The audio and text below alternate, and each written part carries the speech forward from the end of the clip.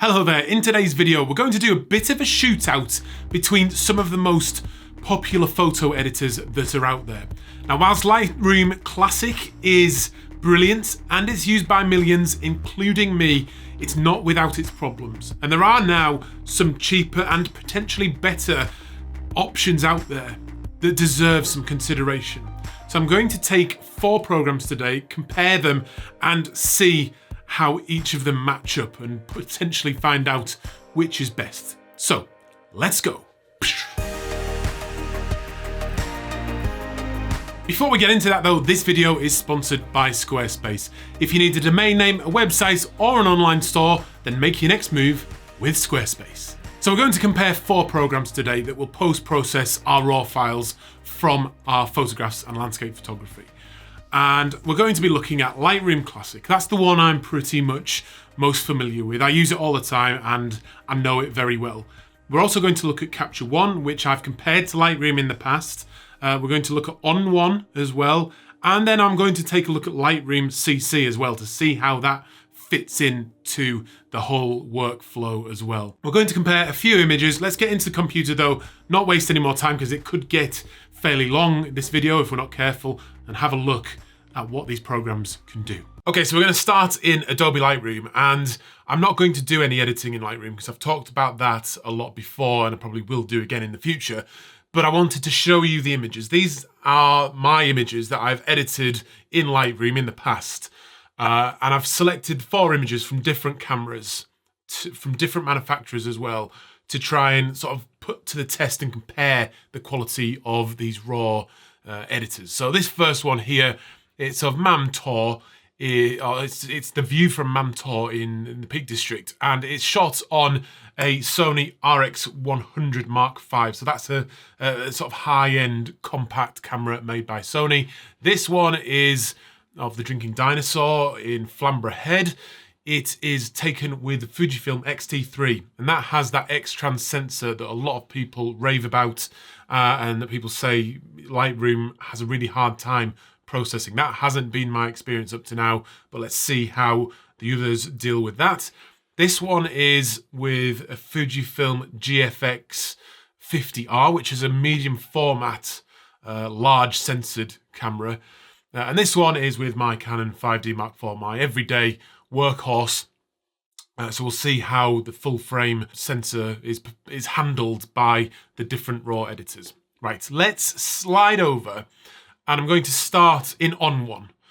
This is probably the one I've pretty much enjoyed using the most because it's by far the cheapest. It's a standalone product that you buy once. You can pay a little bit extra to get future updates as well, but they're selling it based on the fact that it's designed to replace Lightroom and Photoshop. So they're saying it does a lot of what Photoshop does as well.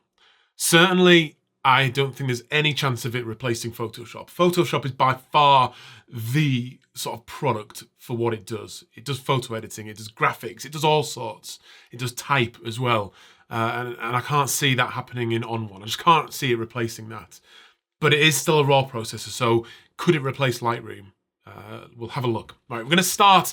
If you're using this program and you've used Lightroom before, the transition will be very comfortable because they've emulated a lot of the keyboard shortcuts and things, and it handles the files really nicely in the organization as well. You just sort of load them onto your computer, then point On1 to them on your computer, and it just pulls them into the window here, and it's really, really nice.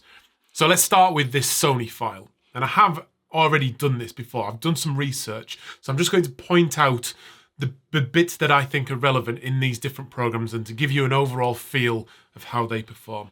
So like Lightroom, we're just going to hit D and it will take us in to the develop area on this. So this is the original RAW file from that Sony RX 100 Mark V. So firstly, I'm just going to darken the sky a little bit. So to bring in a filter, I just need to go over to the mask here, and it will do a local adjustment. So we can just click over to here as well, and then I'm just going to draw the mask in as we would with any gradient in Lightroom. Just drag that down a bit. I'm not that. It is a bit confusing with this line in the middle with the two lines, but there we go. Now, just as we would in Lightroom, just drag that down to darken that sky off.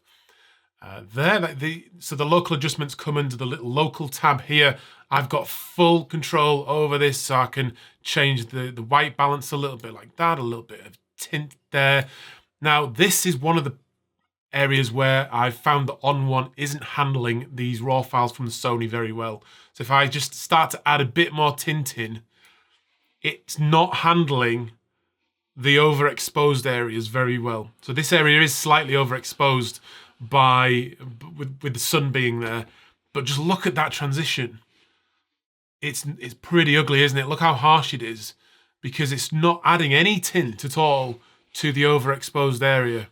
So it's really struggling with that file. Everything else is fine. When we go back to the develop module here, just drag the shadows up. It's doing that fine.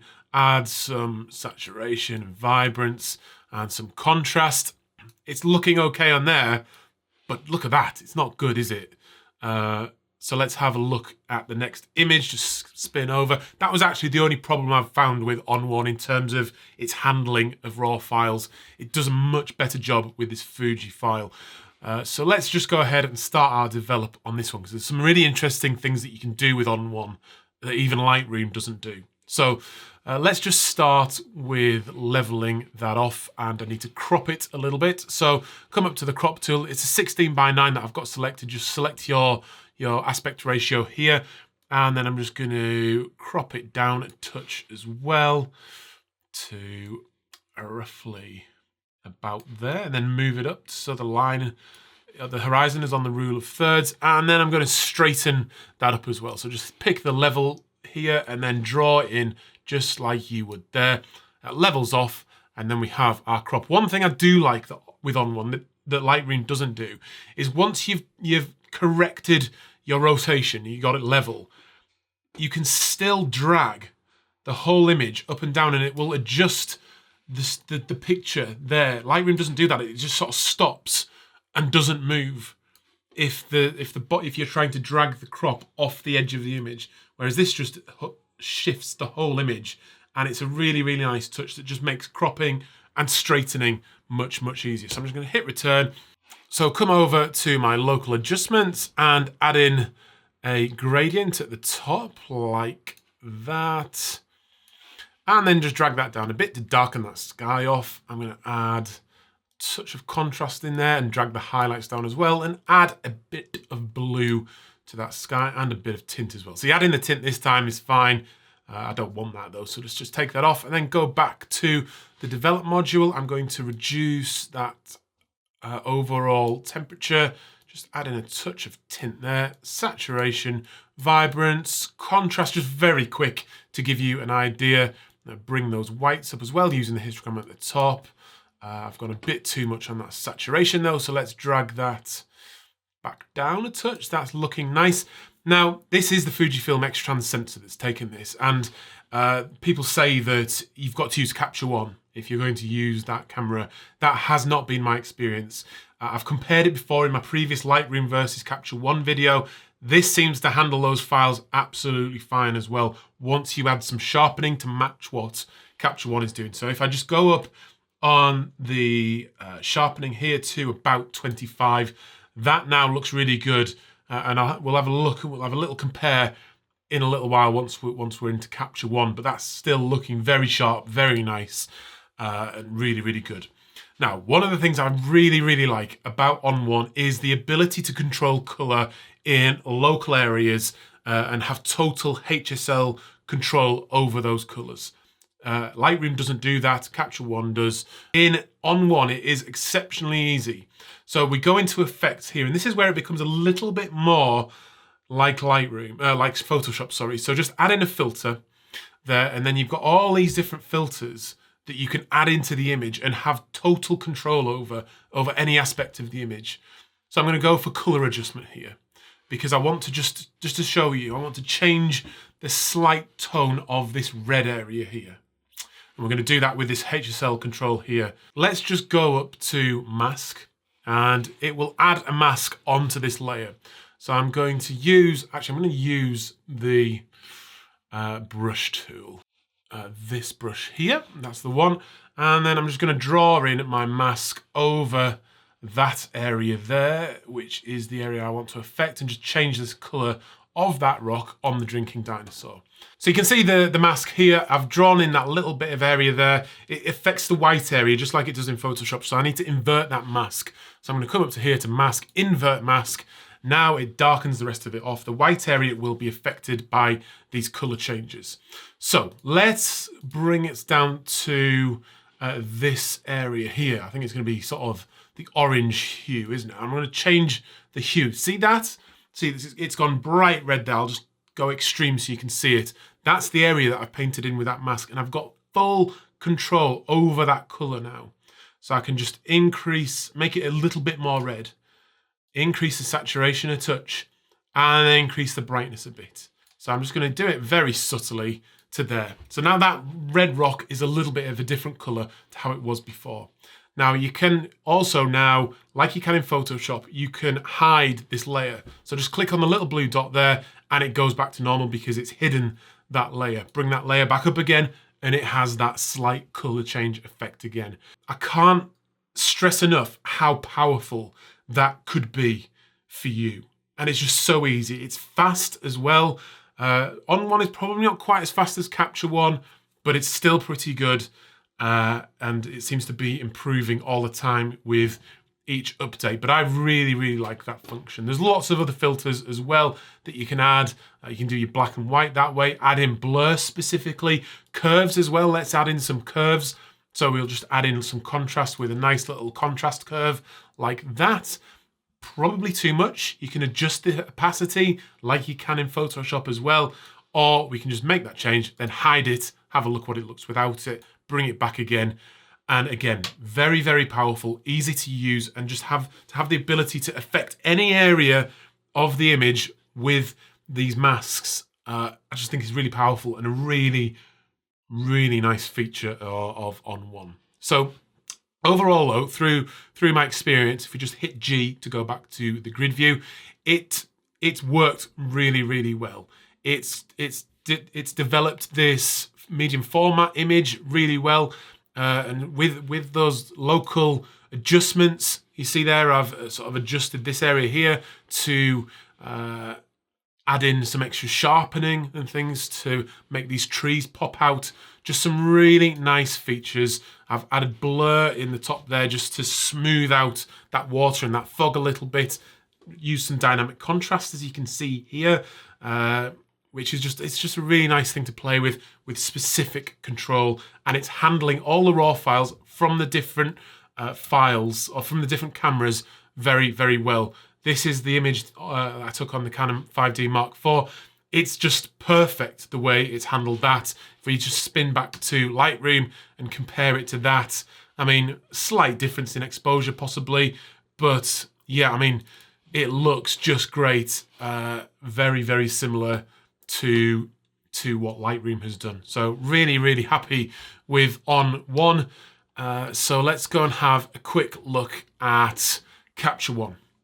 Now, Capture One is all powerful pretty much, and it does everything very, very well. So we'll just go through one image quickly, because when I compared it to Lightroom a little while ago, I went through Capture One in a bit more detail. So this is the Sony image here. So I'm just gonna, again, drag in a gradient to start with the gradient tool selected up here, drag that down there, and you can see the area that's going to be affected by that gradient. And then we can reduce the exposure down like that. And you can see it's just affecting this layer here, not the main background image. So I'm going to reduce the brightness a touch there as well. And the white balance just a touch. Let's bring that down there. Actually, let's go back the other way like that. And you can see I'm adding tint in on Capture One, and it's handling this transition area from highlights or overexposed to normally exposed much, much better than On1 did. Let's just reduce that back down a touch and then come back to the background layer and adjust the contrast, bring those shadows up quite a bit, and then the brightness a touch, saturation up a touch, Very easy, very fast. Capture One has recently been updated to version 12. I've got to say it's much, much faster, or it certainly is from my experience on my computer. It's working so much faster than it was before. Before it felt very similar to Lightroom. Now it is faster, basically, very simply. What I also like about Capture One, from my personal point of view, is I do all my editing now on the Loop Deck. It's this keyboard-like device here that has knobs on to control saturation, brightness, all the different things which we can control in our photo editing. This device will do. That works in Capture One and in Lightroom and Aurora HDR, but not in On1, unfortunately, or Lightroom CC. But it does work in Capture One, so that's very, very nice. But yeah, the extra speed that Capture One now provides is really, really good. It is the most expensive though. That is one of the problems. We'll conclude everything once we've had a look at all the programs. Right, let's now spin over to Lightroom CC. Now this is the sort of, essentially the lighter version of Lightroom. Lightroom Classic is what we're normally using. Lightroom CC is part of the CC package, of the Creative Cloud package. It's more of a kind of version that fits in with your entire editing process across all devices. So what I do in Lightroom CC can be picked up in Lightroom Classic, but I can also switch over to my iPad or to my phone and continue the edits on this. Now, I haven't used Lightroom CC much prior to this test, and I've got to say I've thoroughly enjoyed it. It's simple, it's fast and powerful, and kind of has that almost Apple-like feel to it of simplicity and power and creativeness, which I've really enjoyed. Let's just give you a quick example. So with this one, let me just show you the gradient first of all, just to show you how it handles this Sony file. So let's bring that exposure down, add some tint in like we did in the first instance. Bring the highlights down as well. And you can see that that transition area that On1 struggled with is absolutely fine in Lightroom. Let's just go to here, add in the shadows. Again, it's very, very fast. It's built from the ground up much more recently than Lightroom Classic, so it doesn't suffer the same sort of speed problems that Lightroom Classic does. It's fast, it feels fun to use, and the ability to switch over to your iPad and iPhone to continue these edits is really, really nice. It's got all the same functions, a lot of the same functions as Lightroom Classic, and it seems to be adding more and more all the time.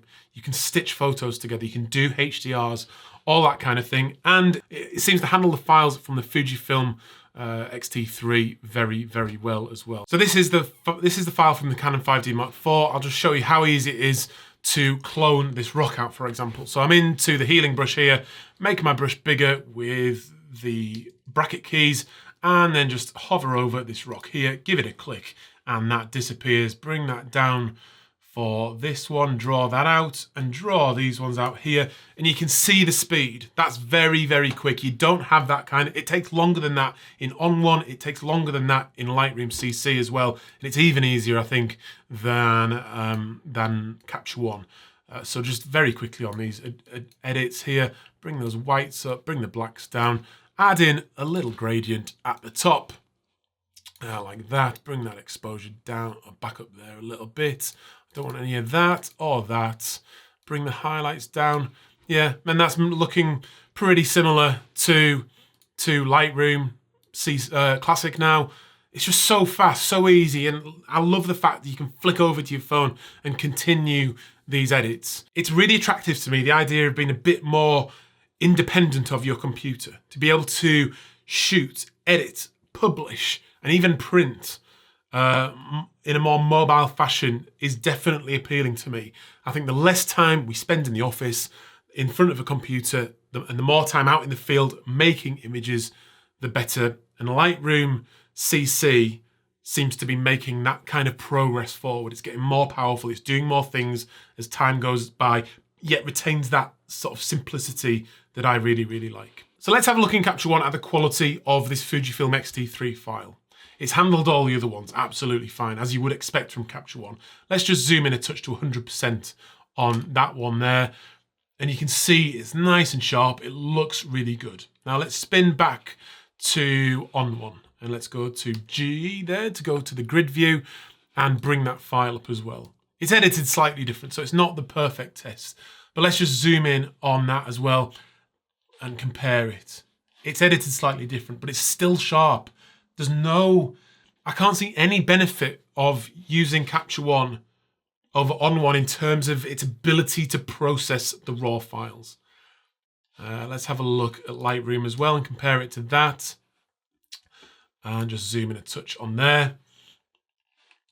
I mean, in terms of ability to handle these raw files, there used to be a difference. I think there did. With Capture One, used to do it better than Lightroom. But now, with these 3 raw processors, I'm not seeing any difference in terms of what it's doing to individual files. And I've tested that across all of the images as well previously.